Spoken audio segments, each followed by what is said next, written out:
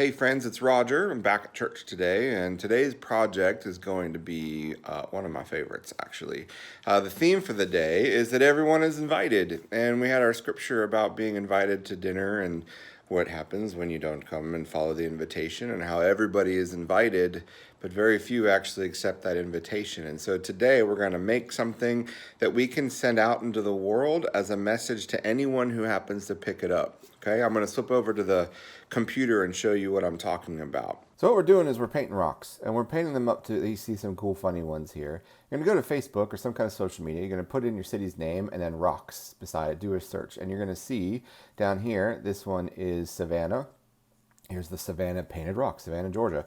And you're going to paint your rock, hide it someplace in the city around you, take a picture of it, and then post it to one of these groups and say, hey, here's one for you. Come and get it. Make this, see, there's one's beautiful. You can make this as much time as you want to in it. You could just paint it a color, slap some googly eyes on it, and say, here's my pet rock. Go ahead and go find it. We could also do one for the diocese where you could take pictures and post it to the diocesan youth page, and then when someone visits your church or Honey Creek, maybe even, who knows. But this could be a cool way of inviting anyone, to come in and join our fun, to join our little VBS this week. So we're going to get started here with just some simple paints and brushes or some Sharpies, and I'll show you how it's done. And you might need an adult helping to get this started. Today, we're going to need either some paint if you're a painter person and you want to paint this week. I'm using just regular craft paint, or you can use Sharpies. The alcohol-based ink in the Sharpies is what's important for this. And then the last thing is you're going to need some kind of sealant, some kind of clear spray or acrylic or something just to seal your rock, because we are painting rocks today. Here we go. Here's, we've got our rocks, paint brushes. We've got Sharpie. I actually threw one of these things in if you want to show how different colors are used. Now, this is the one that I did first. And it's just black Sharpie with that blue one. I guess I could have gone all over the back. Maybe that's what we'll do now, is I'll show you some stuff on the back. I know there is the eternal question of little ones and Sharpies. And so if your little one is too little, then maybe we're looking more at like water-based markers, and or maybe it's not even a rock for them. Maybe it's just a cool piece of paper that we can laminate, or something that we can draw and leave out there in the world for someone to find. Not trashing it. We're going to make sure to hide it and show it for other people to find. So this is as simple as, this is a fine point Sharpie. You can see the tip on there. It's fairly new. If you got an older one, it's going to be a little bit more difficult. But we have talked a lot about how the easiest way of doing art is just patterning. And so I'm just going to draw in some patterns, really. I'm just going to make some stuff up, circles and circles and lines. And if you're a little person, then this is just a great way to just draw for a little while. Now, one of the things about keeping younger folks, I have a rising first grader in my house, so keeping a younger person involved in art is sometimes challenging, because they just do the thing and then get it done, right? Now, I've found that when I'm drawing my own thing next to Finn, my son, that he is immediately like more in tune with doing his alongside mine, copying and holding up to it. So there's a huge difference between setting this up and just letting the little guy go versus sitting down with them and coloring your own rock, so they can see that this is something that's cool enough that the adults or the big brother or sister or somebody that's around them wants to do. So the really only advice I have about this stuff is this part here is the more intricate your design is, the cooler it's going to look in the end. And so I just keep adding layers out and out and out. And if you've ever studied, this whole thing with patterning this week is actually coming from a prayer practice called mandalas. I do a lot of stuff with mandalas. And if you've ever researched that, you'll see that it's a pretty powerful tool for focusing a person in prayer and grounding a person in their senses. So take this blue one Now, the nice thing is, I mean, once these Sharpies dry, they're not going to be easy to rub off, but they will smear each other around. So if you're a bigger kid and you're using your Sharpies, you want to be careful with how this goes. I'm also trying to keep my hands only on the edge of the thing. So you saw I was touching it before it was actually dry, and so that becomes a little messy. Sharpies are only supposed to be used on your project. You may not do Sharpies on anything else around your house. Sharpies are supposed to be kept in the care of an adult. Once you're done playing with your Sharpies, give them back unless the adult has given you permission to do something with them. I don't know. Sharpies are not for skin. I don't have a darker blue. And I'm going to take that along it. Now see, like these colors, we've talked about blending colors and, you know, darks and lights and which to go first and stuff. Sharpies will actually, if I were to take this blue, see how I kind of scraped it over right there? If I take this blue, take the lighter blue over the darker blue, I can actually blend these two together, because the alcohol of the lighter blue will release the ink from the darker one, and they'll move it all around. So there's all kinds of cool ways of playing with these Sharpies like that. So you can see the difference. Sorry, I just bumped the camera. So that's where I kind of blended the two a little bit. And then that's where it's not, it's just a line. But I mean, look at that, isn't that great? Look at that. I think that is super cool. Look, I even smeared the middle there. Shucks. Okay. So I let it dry, right? You can't smear it anymore. I think I just smeared on the back though. Let's see, I got it on my finger. I just let it dry, and I can come back in here with my Sharpie again. Always make sure to put your caps back on your Sharpies. You see how that was already starting to kind of, the tip was drying out a little bit there. I had to work it a little bit to get some ink going again. Okay, and I'll just let that dry. I'm going to set that aside. So let's look at another one. I'm going to take one of these bigger ones here, and I'm going to paint it, and we're going to look at how we can paint some of these things. So I'm going to go ahead and use a simple brush. I think I'm going to do a mix up some colors. When you're using paint, if you're choosing to use paint with this thing, yes, I just put it right on the table. Shh, don't tell anybody. Never use paint right out of the bottle. Okay, you always want to mix it with some other paint, preferably a lighter tone or a darker tone. So you see I'm mixing purple and blue because I know it's just going to make a darker purple in the end. That's the way it goes. But see, when you mix the two colors, there's actually a fancy chemical thing that happens with them, and it makes the paint, it has a better thickness to it. I can use the big words, but it just makes it thicker. And see how much that covers? It covers it almost exactly. This thing might need, I don't know, maybe 2 coats. So I'm going to paint this, let it dry, and then I'll come back after it's dry, and we'll move on to the next part.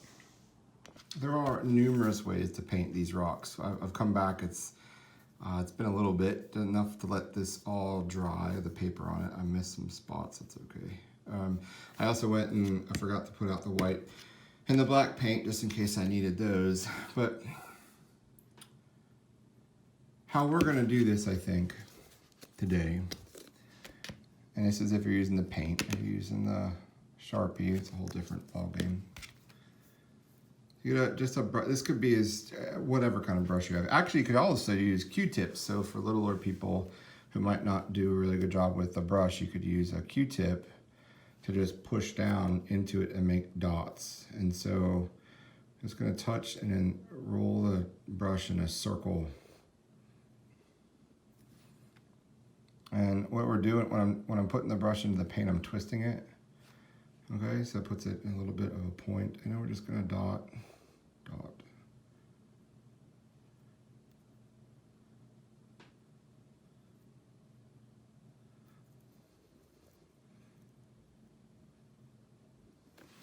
Okay, now we got blue. So I'm thinking I want to, whoa, there it is. So little touch of green, and it could be whatever color you want. I'm gonna mix it in with the white just to tint that white a little bit to be a lighter green. Then I'm gonna go back and do another set of dots. And I'm gonna keep adding green to the white so that my dots get progressively darker with the shade of green, that is. All right, so more green in here. Okay, so let's say I am done with dots for a minute, and I'm just gonna come back around from the dots and just do just one single brush stroke out from each dot.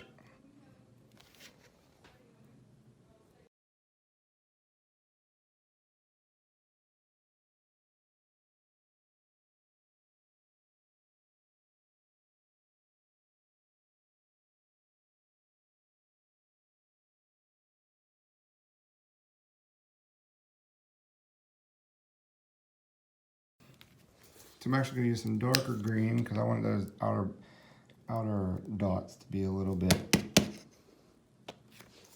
darker than they are. Some water. Always, when you're using craft paints and stuff, you want to thin it down. You don't want to use it straight from the bottle. And I don't mind the white that I'm using before on this is totally okay. I'm just going to go back over each of these dots with this darker green.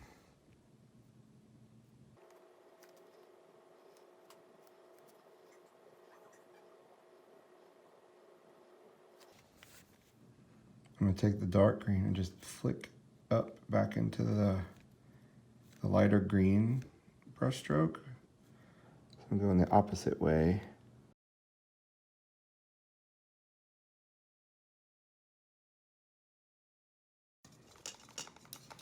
And I think I'm gonna just a little bit more white and clean up these little dots that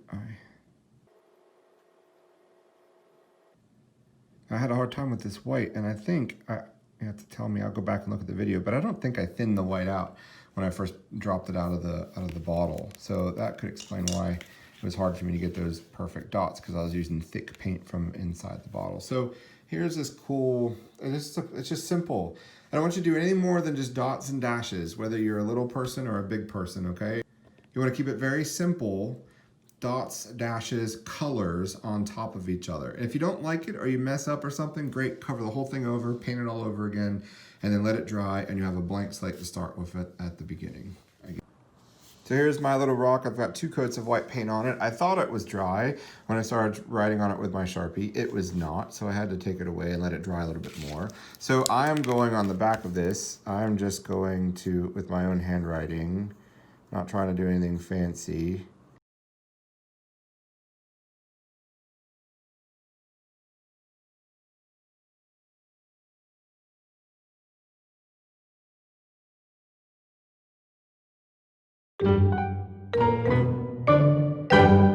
So I guess with the Sharpie, you can actually see the shininess because this particular rock was polished before I started on it. When I used the Sharpie, the alcohol of the inks actually was enough to just rub the paint right off the rock.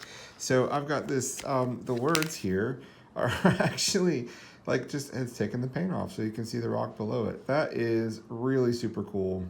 I'm gonna do a little bit more dot work and stuff on this rock just to finish it off, and I'll come back at the end and show you the finished product. Painting rocks is just painting rocks, right? I mean, it's not even that big of a, I mean, it's not a fancy thing. It's just having a fun, spending an hour putting some paint or some markers on a rock. What's important about it, what turns it into ministry, is that theme for the day. Everyone is invited. And so what would it look like if you just found this laying around the road? You know, we wonder what the heck it was. What is that doing there? Why is it there at all? If you were to just hand this, whoops, hand this to someone, you know, and just say, here, keep this in your pocket so you can remember next time you're having something. They're like, why'd you do that? And you just say, because everyone's invited. And just see how you can turn your art into these little tokens that can affect somebody in a really positive way. I'm going to take these two, and you can see on the back here what happens. There's little pieces getting scraped off already because I've been moving it around. So I'm probably going to actually touch this up a little bit. And then I'm going to spray them both with clear spray paint. Let that dry, and then I'll figure out where I'm going to hide them. And I'm probably around Augusta somewhere, or around Good Shepherd somewhere. We don't know. But here's the thing.